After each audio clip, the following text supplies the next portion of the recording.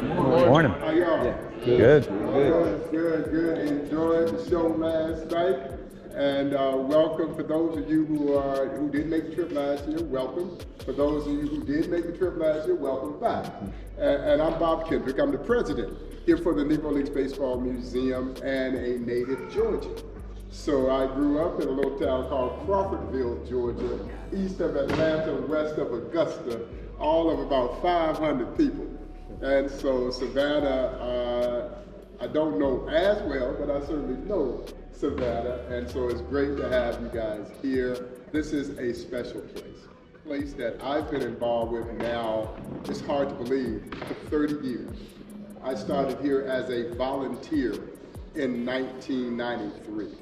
Who knew that you go from being a volunteer to now trying to lead what I believe is one of the most important cultural institutions in the world, the Negro League Baseball Museum, for the work that we do to preserve a precious piece of baseball and Americana that was on the verge of extinction. This story, guys, was going to die when that last Negro Leaguer left the face of this earth. And we cannot allow that to happen. And so we started this museum actually across the street, inside the old historic Lincoln building, where we had a little one-room office on the 3rd floor, not much bigger than the space that we're standing in, and guys like the late, great Buck O'Neill and other Negro Leaguers who were still with us at that time, sad to say they've all passed on. All of those who were involved with the early formation of this museum, they've all passed on. And we knew that from the onset, that this was literally going to be a race against time. The people who made this history, and not only that, the people who saw them play, we're losing them almost every single day. And so, but they literally took turns paying a monthly rent to keep this place open. And I know Jesse knows all about what it takes to start something and turn it into something special, particularly when there are detractors and doubters. No one gave this museum any chance of succeeding. And here we are now, 33 years later, recognized as America's National Negro League Baseball Museum, and just this week announced our plans to build a new $25 million standalone facility that's going to be right around the corner. And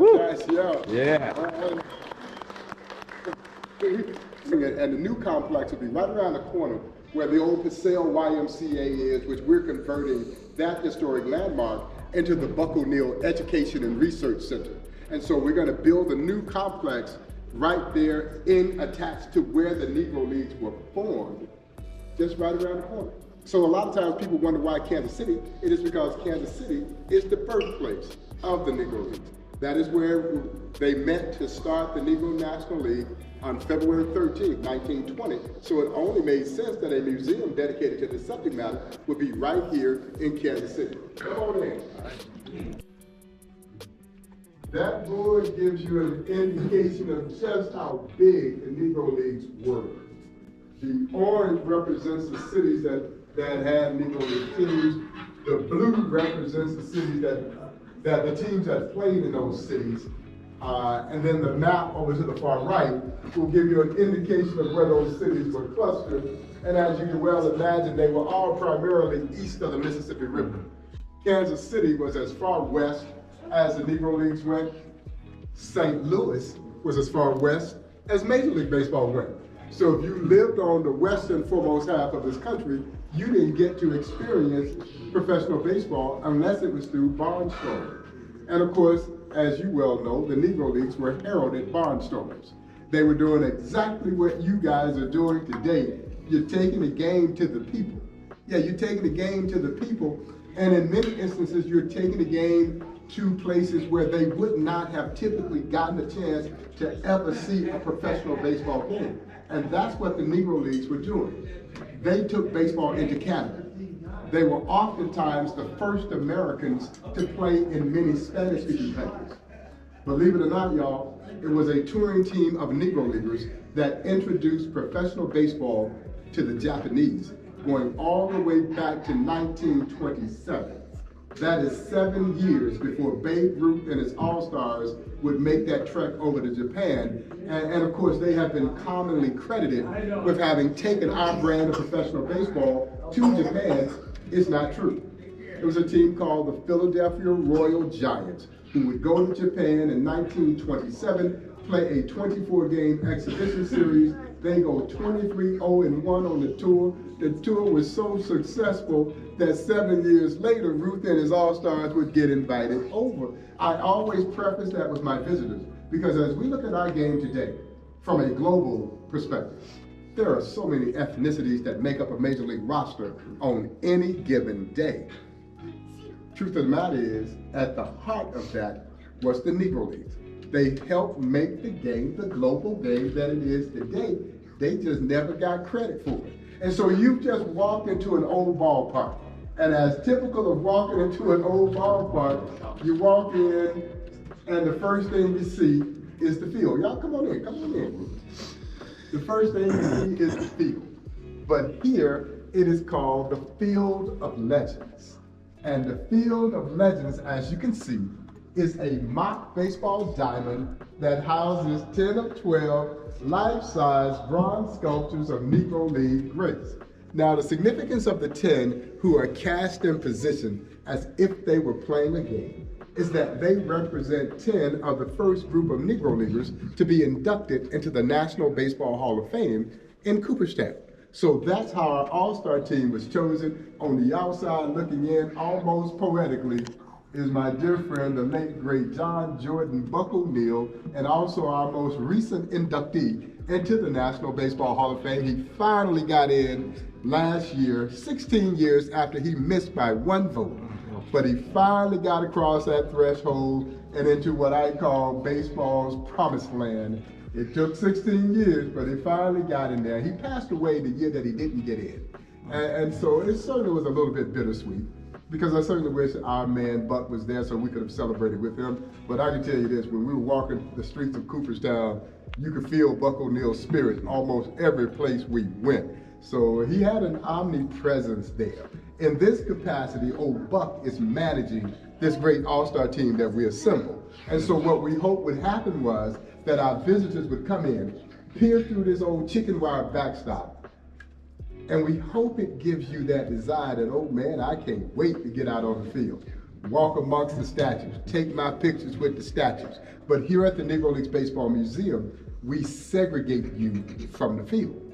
You see, we wanted our visitors, particularly my younger audience, to at least remotely experience what segregation was like.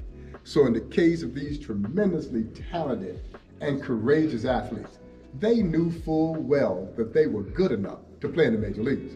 So close to it, yet so far from it. So from most vantage points in the museum, you can see the field, but you can't get to it. And so the only way that you're allowed to take the field here, you have to earn that right. And you do so by learning their stories. And by the time you've bared witness to everything they had to endure just to play baseball in this country, the very last thing that happens is now you can take the field. And in many respects, you're now deemed worthy to walk out on the field, as I like to say, with 10 of the baddest brothers that ever played the game. They were great baseball players, and we'll meet them when we make our way on the field. One last thing about the chicken wire. The chicken wire is actually symbolic of American segregation. You see, during that era, if black fans were allowed in to watch a major league game, this is how we were separated.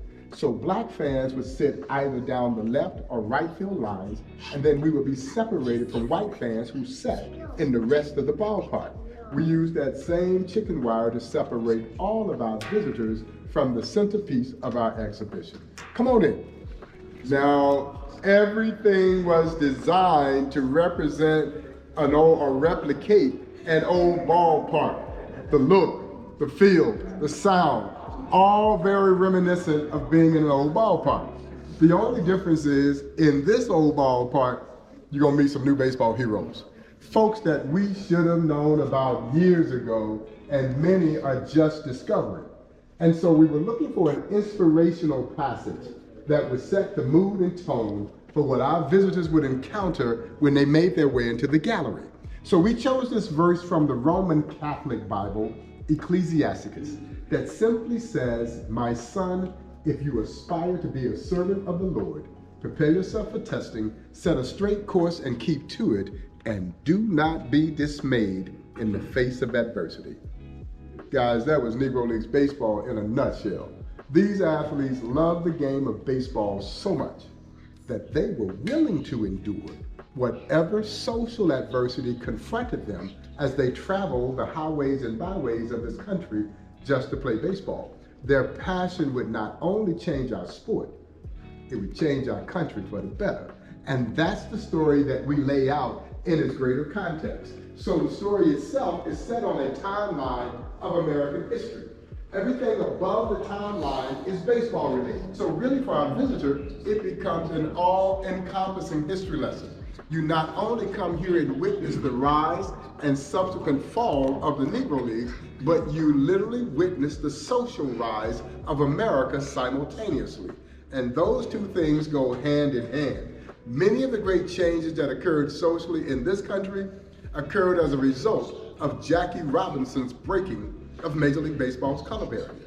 Well, Jackie Robinson was handpicked from the great Kansas City Monarchs.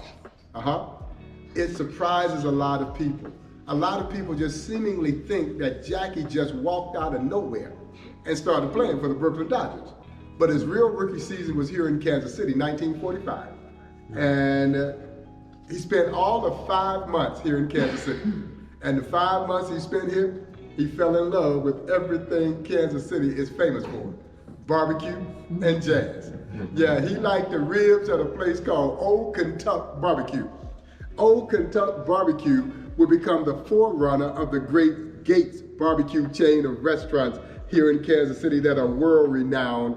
And I'm going to say that he fell deeper in love with jazz, because I'm sure he was already a jazz aficionado by the time he gets here.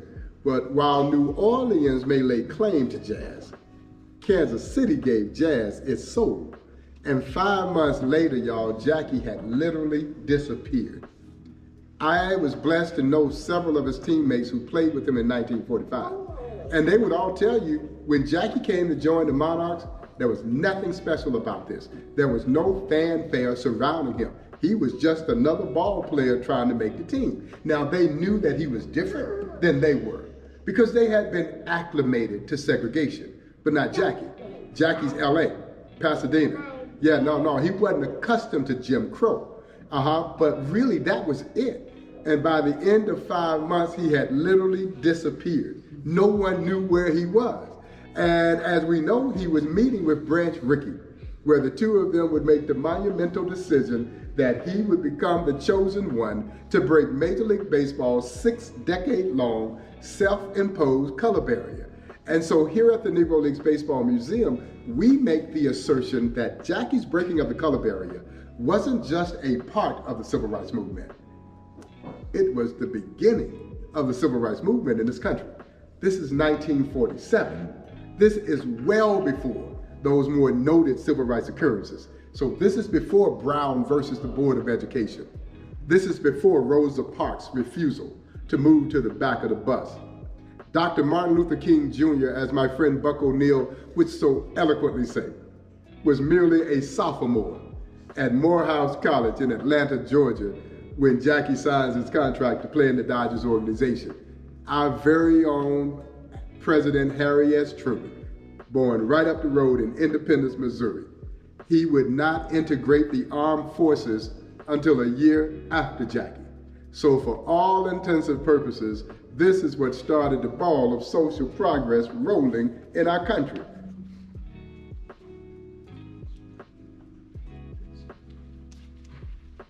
And of course, we tell the story through a wonderful collection of photographs, artifacts, great scripted pieces.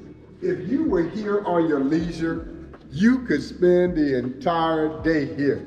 It is a lot to consume, even though the exhibit space is only about 10,000 square feet of exhibit space. There's a lot of information packed in those 10,000 square feet.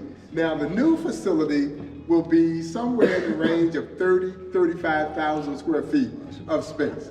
And we'll make some determinations on how we're going to lay it out. It'll likely be on multiple floors, but I don't want to take away the nostalgic nature of what this story represents, the intimacy of this story. So hopefully for us, it'll be this perfect blend of nostalgia and technology to bring this story to the forefront. There's something very romantic when you're in this space. You feel their spirit, and I don't want to lose that. Yeah, just for the sake of technology. You know, I know a lot of emphasis is on technology, and like I said, I think there's a happy marriage between the two that we hope we can find. Let me introduce you all to the genius, Andrew Rube Foster. It would be Rube Foster who would establish the Negro Leagues here in the meeting at this very building, the Purcell YMCA, right around the corner from where we operate.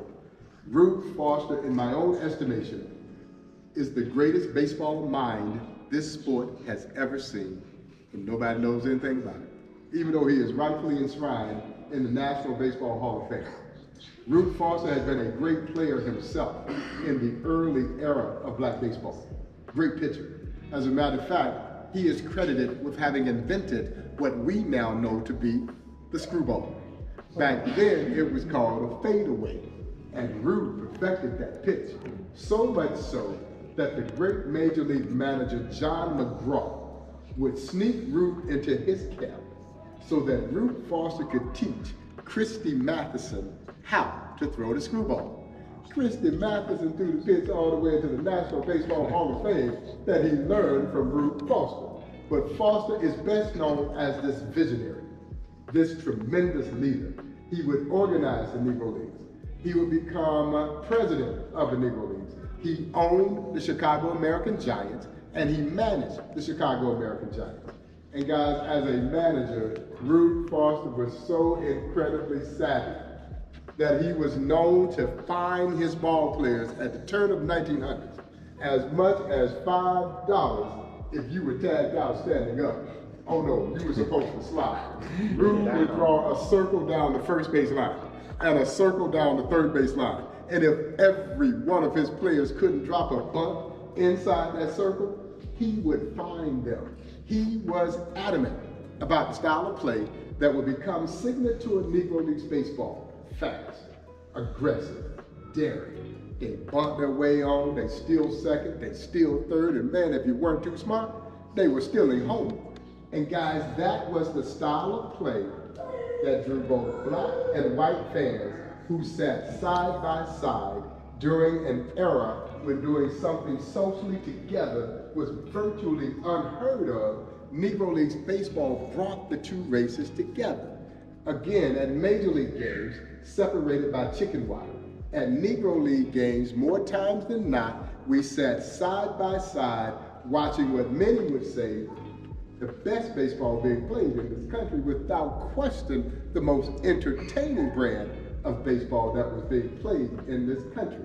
And you can best believe, for $5, they were sliding into those faces. $5 at the turn of the 1900s was a lot of money. My dear friend Buck O'Neill says that when he joined the Kansas City Monarchs in 1938, he was making $100 a month salary and $1 a day meal money. So naturally, my student group, they'll hear $1, they're wondering, what in the world could you buy for $1? Well, 1938, we were still in the midst of the Great Depression. Buck stayed at the Street Hotel, which was the black-owned hotel right down on the corner of 18th and Purcell here in the historic 18th and Vine Jazz District, where you are today. He said, Bob, I could walk downstairs, I could have ham and eggs and a cup of coffee for breakfast. Said he would skip lunch, only ate 2 meals a day, but could have a Kansas City strip steak dinner with all the fixings plus dessert.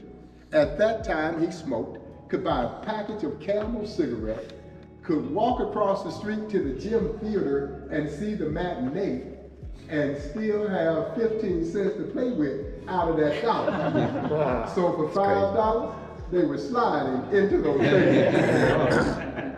Now, my guests are shocked to discover that advent such as night baseball originated in the Negro Leagues. They were playing night games in the Negro Leagues, y'all, 5 years before they ever played a night game in the Major Leagues. Now our history book is going to tell us that the first professional night baseball game, 1935, Crossley Field, Cincinnati, Ohio, Cincinnati Reds versus the Philadelphia Phillies. Well, the history book is wrong.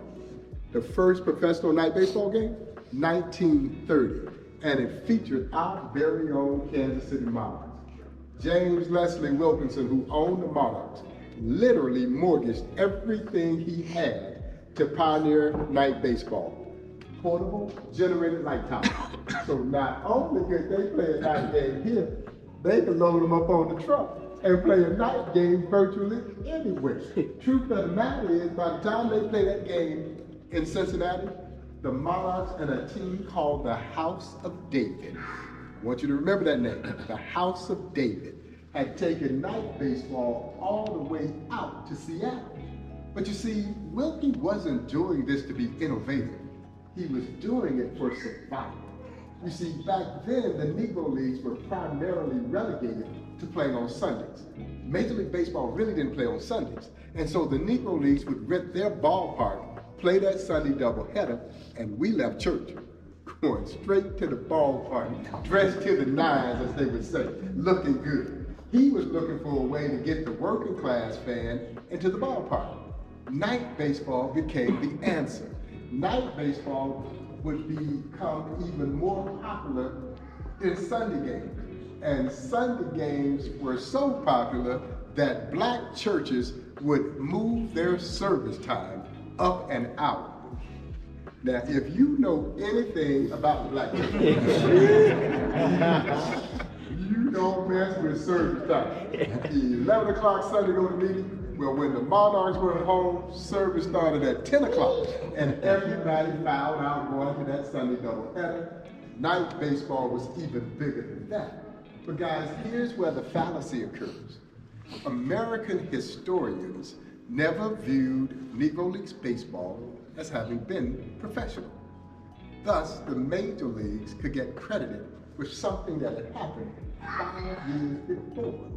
And as I share with my young audience, when they come in, it is absolutely akin to Columbus discovering a country that already had people in it. You can't do it. No, you can't do it. But the moral of the story is this: if you don't control the pen, you don't control the story. Thus, your story is never written with the kind of accuracy or relevancy that it should be. This great museum is about taking control of the pen and finally telling the story the way it should have been told years ago. J.L. Wilkinson walked into a banker's office in 1929 with a model truck and the sketch of his flatbed system and his portable light towers. In the midst of the Great Depression, he walks into a banker's office and says, "I'm going to take night baseball all over the country." And some banker said, "That sounds like a good idea. Here's $50,000. Now, $50,000 is pretty good money today. $50,000 in 1929, that was a whole lot of money. J.L. Wilkinson, y'all, made his investment back in year one. That's how popular night baseball was. Was it crude? Absolutely. Buck would say sometimes the ball would get above the light tower and the ball players trying to find the ball and they didn't find it. It dropped right behind them. Fans are double over and laughing though. They are enjoying this. But it was absolutely effective. Yeah, no doubt about it. I want to point out the sweater in the frame here. The ECL on the sweater stands for Eastern Colored League. And this is actually the oldest known garment from the Negro Leagues. That sweater dates back to 1924. And as I mentioned, the ECL stands for Eastern Colored League. So when Rube Foster formed the Negro Leagues in 1920, he formed the Negro National League. In 1923, this brother, Ed Bolden, formed a rival league known as the Eastern Colored League. 1924, your very first Negro Leagues World Series. Our Kansas City Monarchs against the Hilldale Daisies out of Darby, Pennsylvania.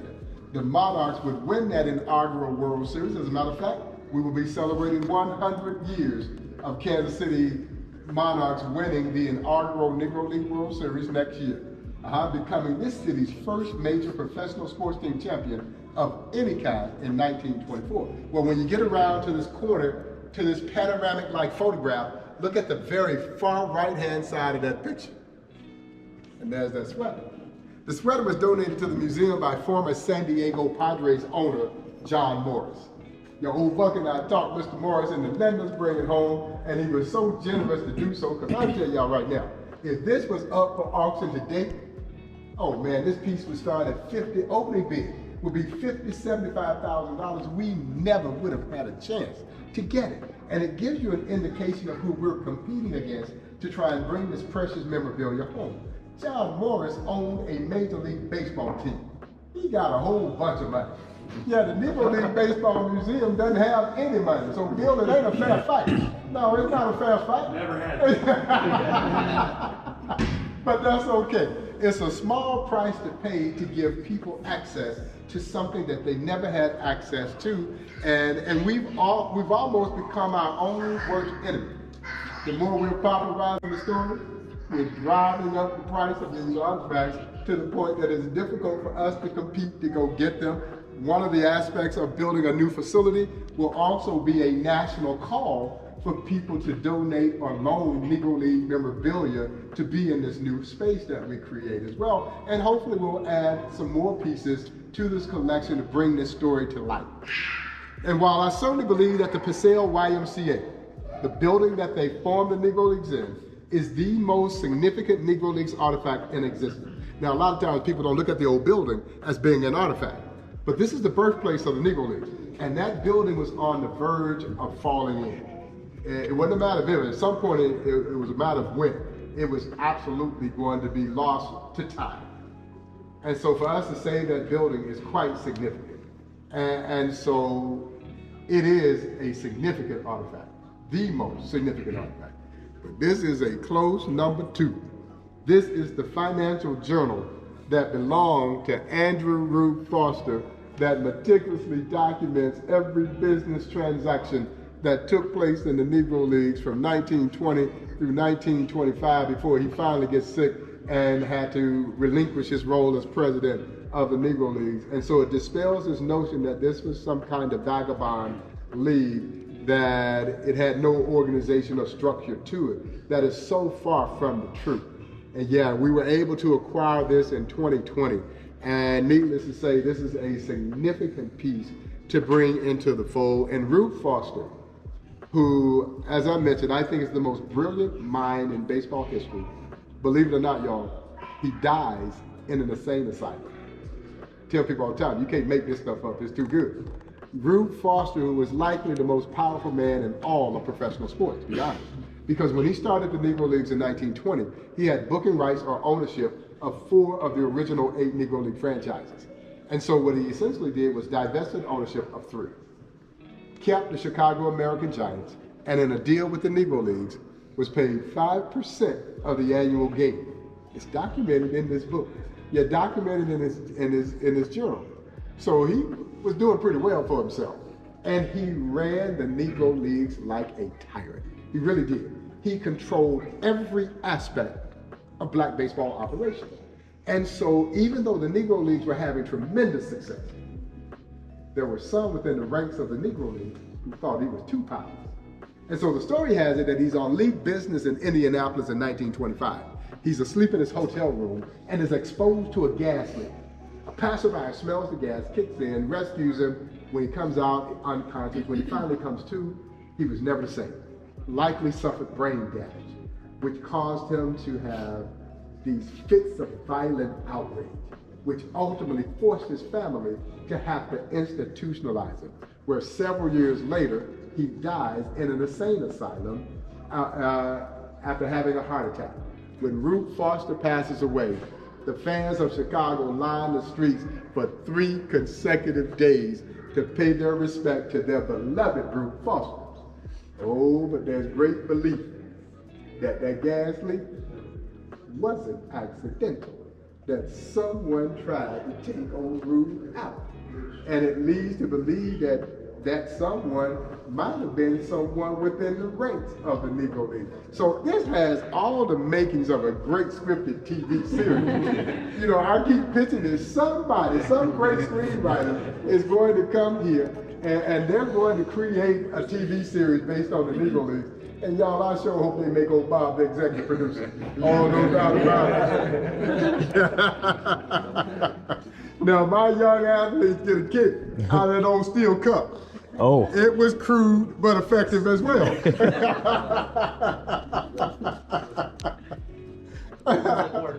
Yeah, no, it worked. Now, they didn't wear anything on their head, but they were smart enough to do that. Well, welcome to the Street Hotel.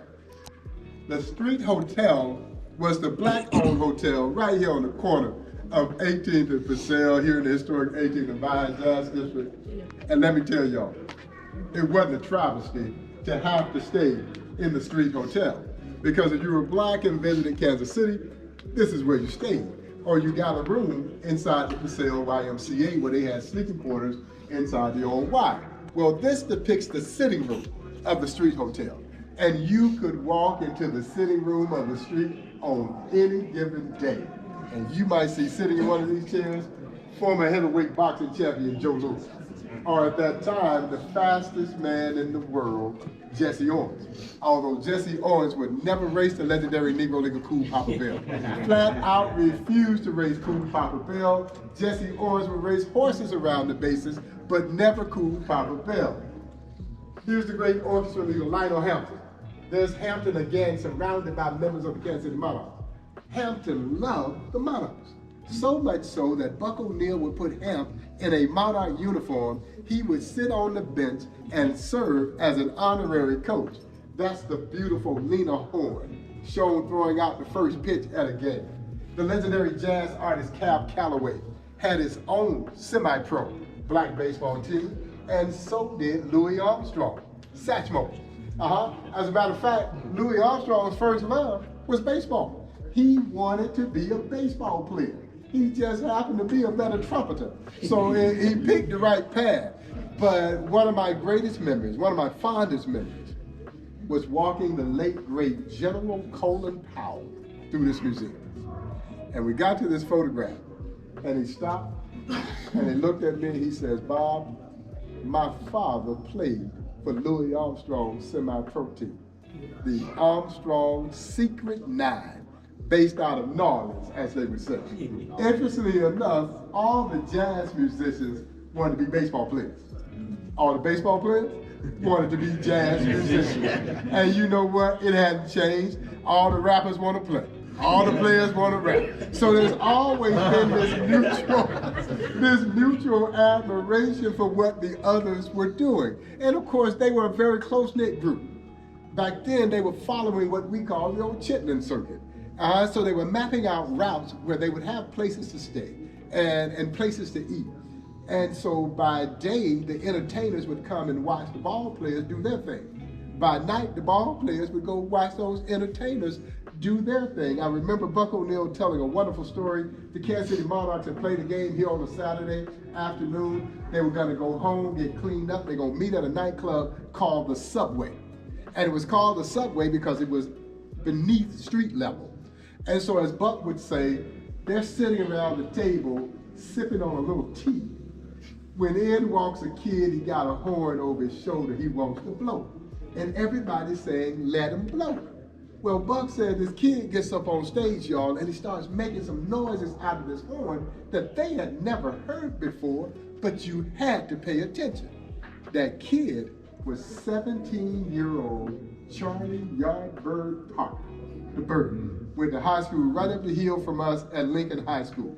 That's the kind of star power that we were talking about that converged to be part of this dynamic experience known as the Negro Leagues. And then the other reason that we have what we call lifestyle exhibits is that we're trying to help our visitors understand the economic impact created by black baseball.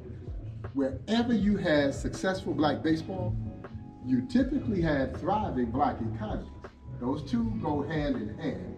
And many of these businesses emerged to meet need.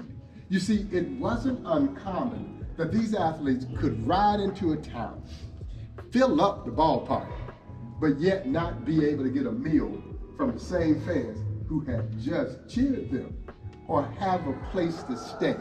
So yes, they would sleep on the bus and eat their peanut butter and crackers until they could get to a place that would offer them basic services. But what I love about this story is that they never allowed that set of social circumstances to kill their love of the game. So their spirits were, if I've got to sleep on the bus, and if I've got to eat my peanut butter and crackers, I'm going to keep playing ball.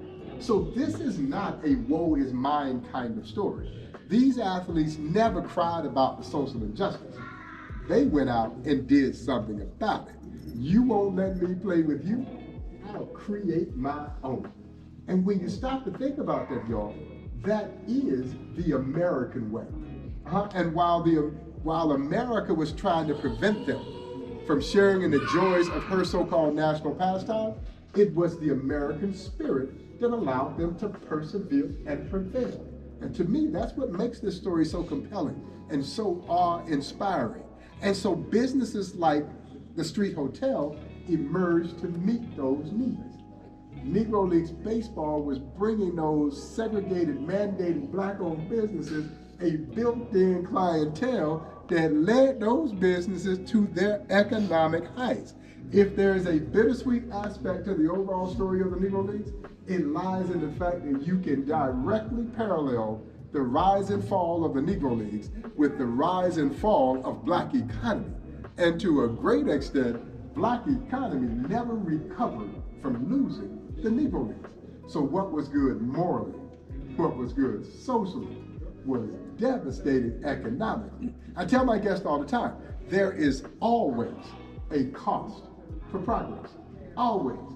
Today it is more technological in nature, but with each technological advancement, what happens? Somebody loses their job. But this was good for the soul of our country. It moved us in ways socially that we never ever dreamt possible, but it absolutely came at a cost. Here's some of that rare memorabilia that I was telling you guys about that tour of Japan. And what strikes me about these images, the disparity in size between those black players and their Asian counterparts. It was almost like they were playing their little brothers. Now the Japanese had been playing baseball, but they not seen the brand of American professional baseball until 1927, when this team called the Philadelphia Royal Giants would go over to play. Two future Hall of Famers on this Philadelphia team. The legendary Raleigh Biz Mackey, who taught a young Roy Campanella how to catch. Yeah, Campy comes to the Negro Leagues playing for a team called the Baltimore Elite Giants. Now it's spelled elite, but it's pronounced elite. Yeah, you make those Negro Leagues mad if you call them the Elite Giants. They were the Elite Giants. And a young Roy Campanella joins the Elites, believe it or not, at age 15. A 15-year-old catcher playing professionally in the Negro League. Now, mind you, he was not your normal 15-year-old. He was a 15-year-old man-child, but he was 15 nevertheless. And Raleigh Biz Mackey takes him under his wing and taught him the art of catching. Roy Campanella, y'all, would become a 3-time most valuable player for the Brooklyn Dodgers before a tragic car accident derailed what was still a Hall of Fame career. And if Campy was alive today, he'd tell you, all you needed was a bus, 2 sets of uniforms, you'd have 20 of the greatest athletes who ever lived. But he'd also tell you that the greatest defensive catcher to ever play this game was Raleigh Biz Mackey. A lot of people have never heard of it, even though he is rightfully in the National Baseball Hall of Fame. And I had the great opportunity to show this to our good friend, former Japanese Major League star, Ichiro Suzuki. When he came to visit the museum, man, he lit up like a Christmas tree. He had no idea that these brothers had been to his native homeland as early as 1927. This is written in old Japanese, but he was actually able to interpret what was on the cover of the magazine. Here's old cool Papa. Even if you didn't know who he was, he just looks fast. Yeah, he just looked fast. Satchel Paige said he was so fast that he could walk in the room, turn off the light, get in bed, pull up the covers before the room went dark. and that is actually a true story. Cool and Satchel were teammates, and most notably on that 1935 Cool Pittsburgh Crawfords team. Many believe the 35 Crawfords to be the greatest baseball team ever assembled. 5 future Hall of Famers playing in their prime at the same time on that team. That team had Satchel, Cool, Judy Johnson, Oscar Charleston, and a young phenom by the name of Josh Gibson. On the same team at the same time. Dynamite team. Well, when they traveled, Cool and Satchel were roommates. So in this particular instance, old Cool gets to the hotel room before Satchel does. He walks in the room, flips the light switch on. There's a delay before the light comes on. He flipped that light switch off. There's a delay before the light goes off. Old Cool says, When Satchel gets to the room, Cool is waiting on him. Satchel gets in bed, Cool jumps up. Rube, I'm so fast, I can flip this light switch off, run over, hop in bed, cover up before the room gets dark. And Satchel's like, Cool, you fast, but you ain't that fast. And so Cool Papa Bell bet his meal money. And old Satchel took the bait. And it's one of the greatest sports pranks of all time, because that light had a shortage in it. Cool was able to flip that light switch off, run over, hop in bed, cover up before the room went completely dark. Satchel was so outdone that he just always told folks that Cool was that fast. Remember I told you guys to remember the House of David? Yep. This is the House of David. The House of David was an all-white religious sect based out of Benton Harbor, Michigan. And they were characterized by their very long hair and very long whiskers. Matter of fact, I saw one of your guys that could have played. There he is. He could have played for the House of David. Absolutely. Yeah, long hair, long whiskers. Well, they played a great role in black baseball because they were barnstorming all over the country, playing with and against Negro League teams. But they were mimicking David from the Bible. But they would barnstorm all across the country, playing with and against Negro League teams, most notably the Kansas City Monarchs. Well, one of my favorite stories associated with the House of David, 1934. The Denver Post Tournament will become the first organized baseball tournament to integrate. And the House of David, y'all, would recruit the legendary Leroy Satchel Paige to pitch for them. Now, Satchel wanting to look like his teammates. I tell people all the time, you can't make this stuff up, it's too good. Satchel, wanting to look like his white teammates, decided that he would put on a wig and a fake red beard and would strike out 51 hitters in 3 games. And the House of David would win the $7,500 prize money, and you can rest assured that old Satchel got a large percentage of that $7,500 prize money. It's a great story because it's so indicative of the showmanship of Satchel, but also the tremendous talent of one Leroy Satchel Paige. East-West All-Star Game. This was the Negro League's version of the All-Star Game. As a matter of fact, it debuted the same year as Major League Baseball's All-Star Game, 1933. And yes, it did outdraw Major League Baseball's All-Star Game. Guys, they put over 50,000 fans in Chicago's Comiskey Park for the Negro League's version of the All-Star Game. One of the greatest sporting events in American sports history, and it's like it never happened. Yeah, no one knew anything about it. And I can tell you now, to put 50,000 people in Comiskey under any circumstances is no joke. Buck O'Neill says that black folks would come from as far west as Los Angeles by train, as far south as New Orleans by train, as far east as New York by train, converging on Chicago for this showcase event. And then this is our Press Box Theater. It runs a short film. It is dedicated to the role of the black press, which were so instrumental in pushing for the formation of the Negro Leagues so that it would have an organized body mirrored right after Major League Baseball, but also very instrumental in pushing for the integration of our game. The caveat here is there's a short film about a guy named Lester Rodney. And I don't know if any of you have heard the name Lester Rodney. Well, Lester Rodney falls into that category of you can't make this stuff up too. Lester Rodney, y'all, was a white communist journalist who wrote for the Communist Party's newspaper, The Daily Worker. And Lester Rodney is as influential and instrumental in helping usher in integration as anyone. He wrote consistently about the great stars of the Negro Leagues, and then started to question out loud why they weren't in the major leagues when they were as good or better than half of the guys playing in the major leagues. What happens next? White fans started protesting Major League Baseball, not black fans. White fans came together and started protesting Major League Baseball, imploring them to change their hiring practices and let these players from the Negro Leagues in. The timing falls right in line with the passing of Judge Kennesaw Mountain Landis. Landis, who had been the long-term commissioner, had vowed that as long as he was commissioner, there would never be a black man playing in the major league. Well, as fate had it, he died. And so when he dies, Major League Baseball starts for a new search for a new owner. They land on a guy named Al Happy Chandler, a white Southerner from Louisville, Kentucky. They thought they had their guy.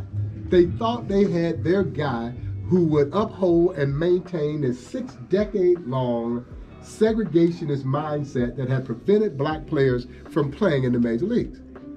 But Happy Chandler was nothing like they thought he was.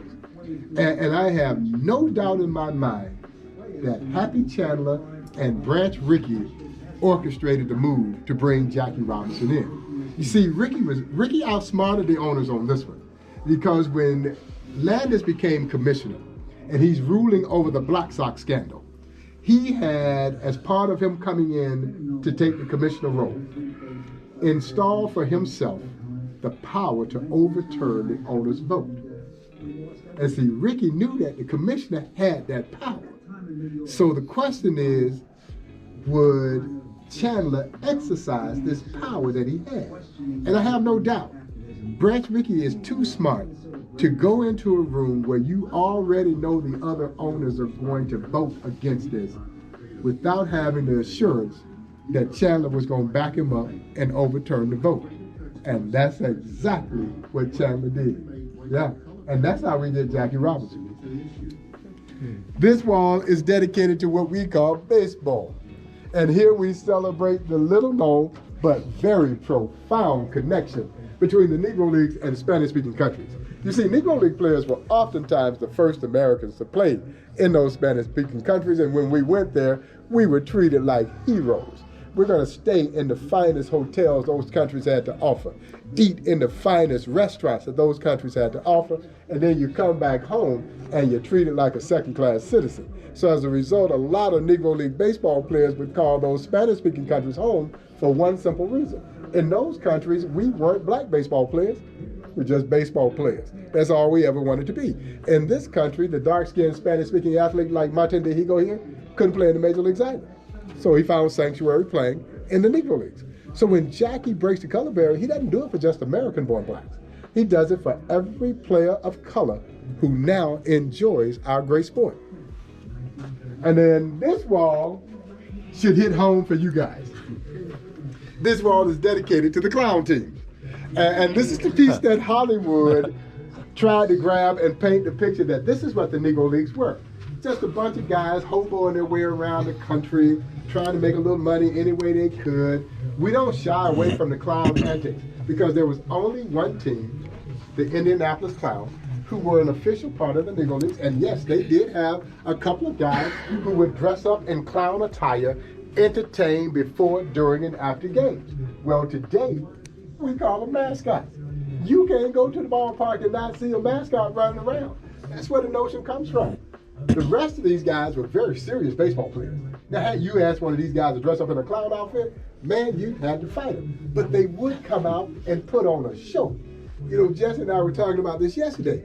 They came to play, but they also came to entertain. They understood that this game was as much about entertaining as it was about the sport itself. That didn't mean you weren't going to see great, fundamentally sound baseball. But some of the things that you guys do out on the field, Indianapolis Clowns was doing that in the 40s. And people would look at them. Fans absolutely loved watching the Clowns play. And you had great clowns like the legendary Richard King Tut there. And the most famous clown of them all, however, is this man. Yeah, Goose. Yeah, you got the Goose. Got that great video of Goose there. That's how I play first base. Still to this day. And of course, this is my favorite photograph in the entire exhibition. A young Henry Aaron leaving Mobile, Alabama to go join the Indianapolis Clowns. At that time, y'all, he was a skinny, cross-handed hitting infielder. He was hitting He was a cross-handed hitter. He hit his only home run in Fenway Park off of me. Now you got. Well, you know what? You should feel bad. Oh, I did. He hit a bunch of home runs off of guys. I got him out so much. It was his last year. Supposed to be his last year. Last game at Fenway. He would have hit his home run, and the wind was blowing in about, I'd say, 30 miles an hour out of the north. The front had just come through, and I said, I want to see what this old man can do. So I threw him my best heater. And he had the strongest bottom hand. Oh, yes, sir. All time. Oh, all time. I mean, he never hit foul balls. He just looked like he could flick his wrist. That's what he did. And he hit that ball, he backspinned it, and it landed in the screen as a butterfly with sneakers on. You could have caught it with a cleaner. Yeah, no, he was special. So he was a right-hand hitter, y'all, who was hitting with his left hand on top. Exactly. That's unorthodox. The fear is that you break your wrist hitting that man. Now, he is knocking the cover off the baseball in a highly unorthodox fashion. When he gets to the Clowns, they put the right hand on top. And the rest, as they say, is history. Yeah, he was shortly after discovered by the Boston Braves, who would become the Milwaukee Braves, who, of course, would become the Atlanta Braves. Henry will go down in this sport as one of his all-time greatest players. And you're right. I think the strongest and fastest wrist. Him and Frank Roberts. Yes, just incredible. Incredible bottom hand hitter. Oh, absolutely. Yeah, absolutely. And he says he thinks it came from, as a kid, his father was an iceman. And he would help his father. I mean, literally iceman, where you carry those big blocks of ice with those tongues. And he was doing that from the time that he was of any age. And I think it just made those wrists so strong. He just flicked it and hit it right on out of Him that. and Richie Allen. Yeah, the great Dick Richie. Allen. I love Dick. He missed the Hall of Fame by one vote too. Again, and everything else. And it's a travesty. It's an absolute travesty. And you'll notice by this photograph that Mr. Aaron has a small duffel bag right there by his foot. And he told me that he said, I may have had 2 changes of clothes in that bag, $1.50 in my pocket, and a ham sandwich that my mama had made me, going to go chase that dream. And this is, I want you guys to check out this video of the legendary Goose Tatum and members of the Clowns. They start off by playing a little pepper, and then watch them go into this globe-trotter-like routine. That's Matt Wolf right there. Yep. And the other thing is, look how long Tatum's arms are. Goose Tatum has the longest arm I've ever seen on a human being. So much juice for points. That's you. We got the shortest Goose Tatum on our team.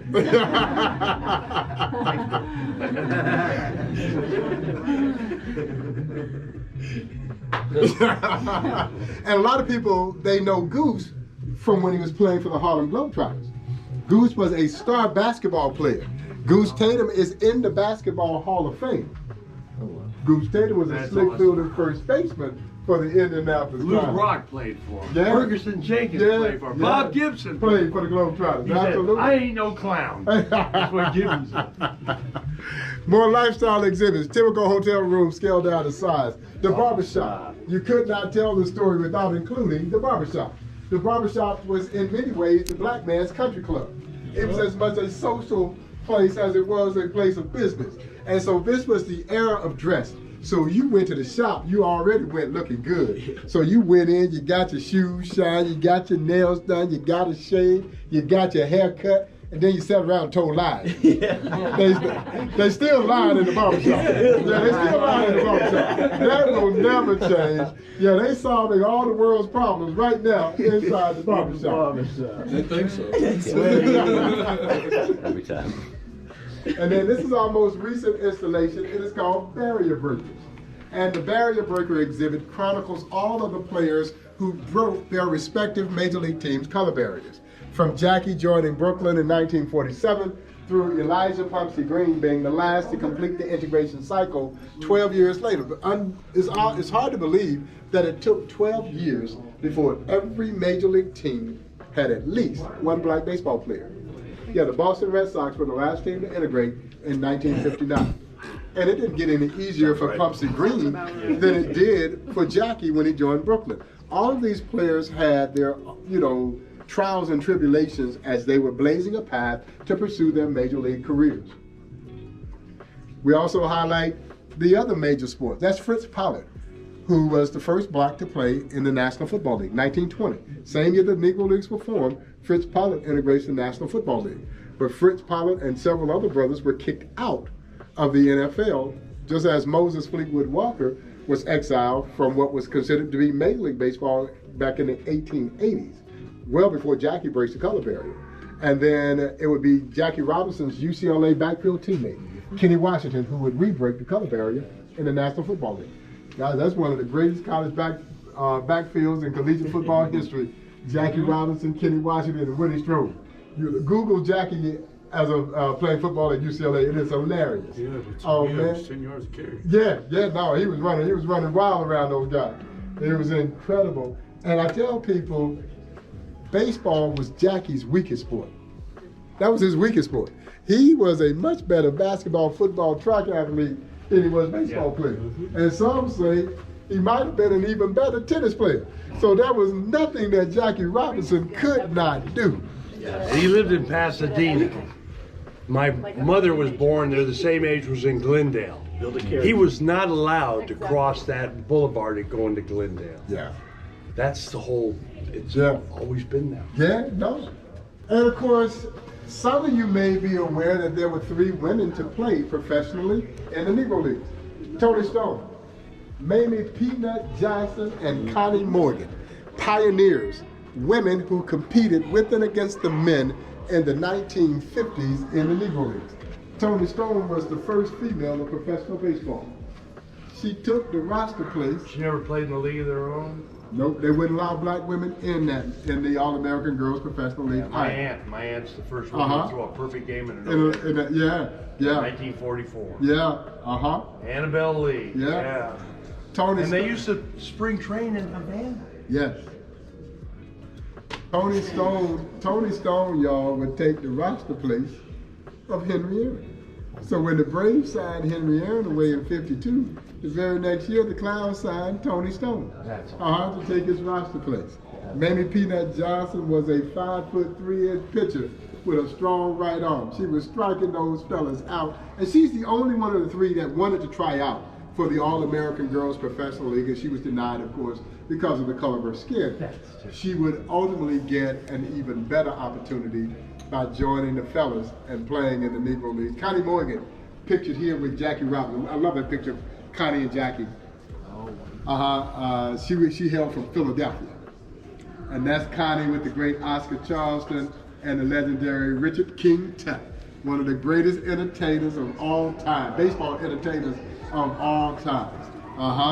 And there were women who were leaders in the Negro Leagues, executives and owners of Negro League teams, most notably Effa Manley, AKA the queen of the Negro League. So it strikes me, guys, that a league born out of segregation would become the driving force for social change in the country.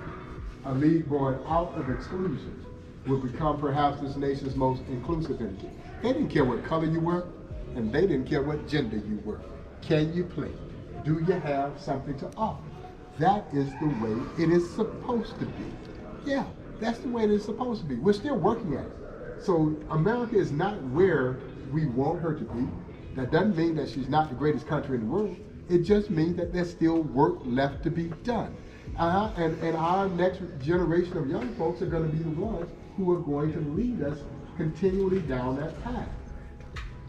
We hope through this kind of incredible story that people get a better understanding of the real value of diversity, equity, and inclusion, and why they are indeed pillars for building a bridge toward tolerance and respect. That's where we're still trying to get as a nation.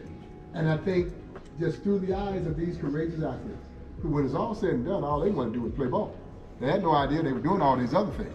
But that is what really sparked this whole process. And we do think that our visitors walk away seeing life and the world through a different lens when you come through here. How many of you guys saw the film 42? Well, if you saw the film 42, this is the actual jersey that the late great Chadwick Boseman wore in the film, as well as the cap. 1945 Rose Monarch uniform.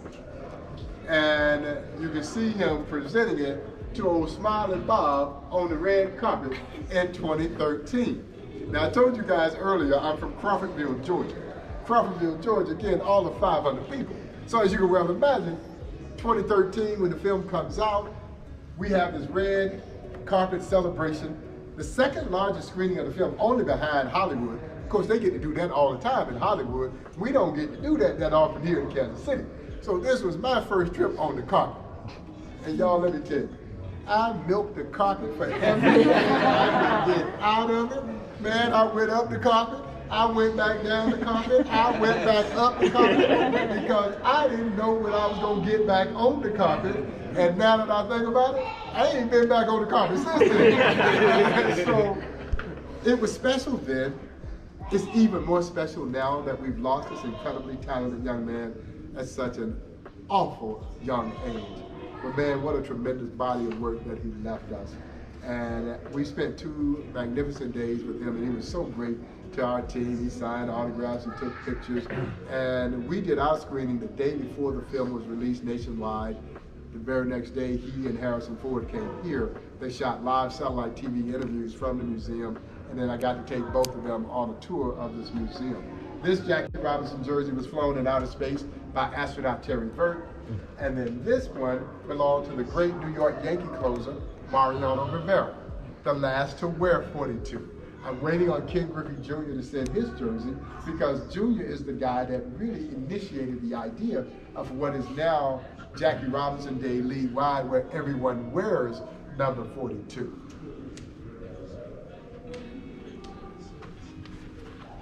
These are Hall of Fame lockers.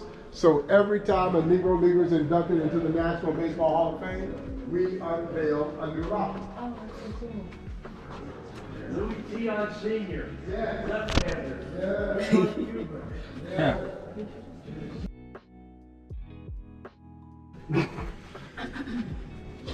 Don't believe everything. I believe everything he does. I believe every word.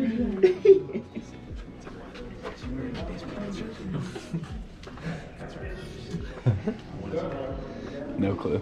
They are comfy though.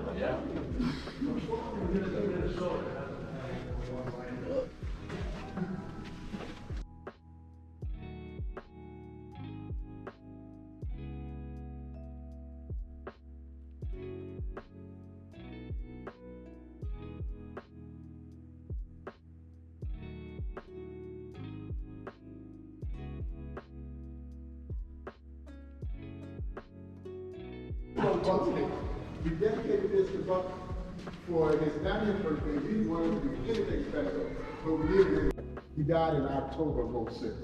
And President George W. Bush presented Buck's brother Warren with the Presidential Medal of Freedom, the highest civilian honor that anyone could receive in this country. I was very fortunate to be there at the in DC, to see Buck's brother accept his Presidential Medal of Freedom. And then I don't know how many of you guys are familiar with Geddy Lee.